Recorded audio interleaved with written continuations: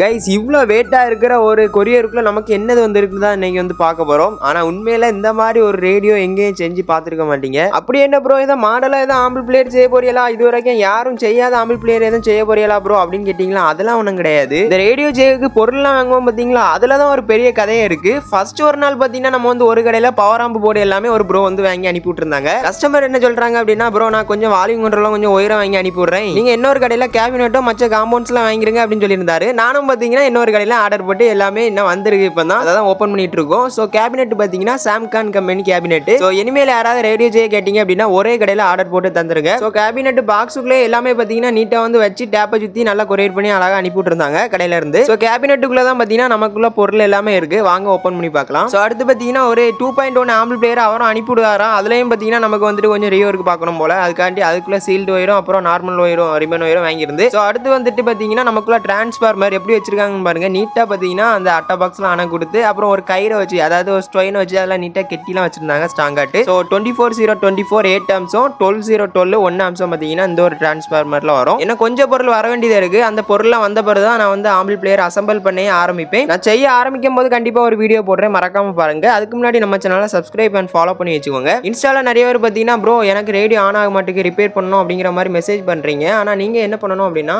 Ample பிளேயரை கலத்தி அதுக்கு பிறகு போட்டோ அனுப்பி விட்டுட்டு அதுக்கு பிறகு கேளுங்க, கண்டிப்பாக ரிப்ளை பண்றேன். நெக்ஸ்ட் ஒரு இன்ட்ரெஸ்டான வீடியோவில் சந்திக்கலாம். Bye guys.